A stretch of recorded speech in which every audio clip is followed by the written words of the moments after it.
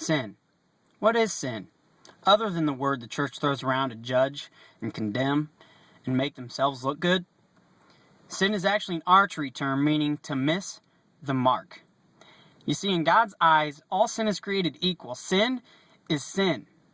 Now, different sins may have varying levels of consequences in the here and now, but in the end, sin is sin.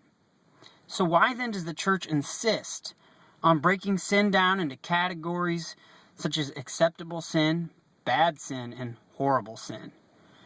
Now, the church may not do this in word, but they do it in deed.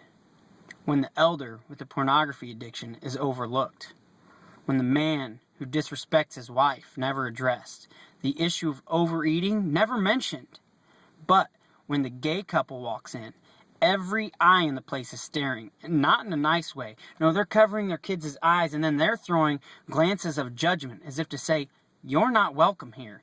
This is God's house, and you're living in sin." But wait a minute, there's that word again, sin.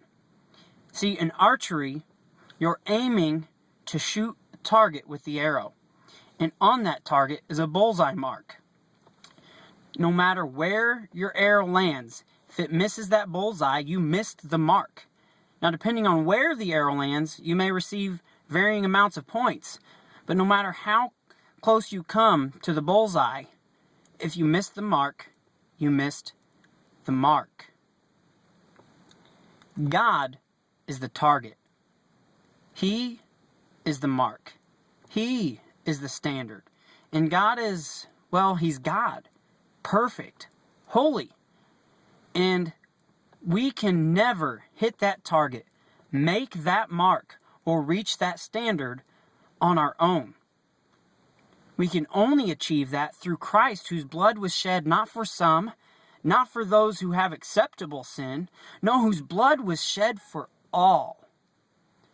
So we as the church need to stop taking out our distaste for sin on the sinner and stop shunning and start loving and begin to extend the grace of God, which washes away and removes all sin. Stop looking at it as, well, our sin's not as bad as their sin. No, our sin is the same as theirs. It's sin. And we need to realize that our God is the same God who has not only already delivered us, but too wants to deliver them.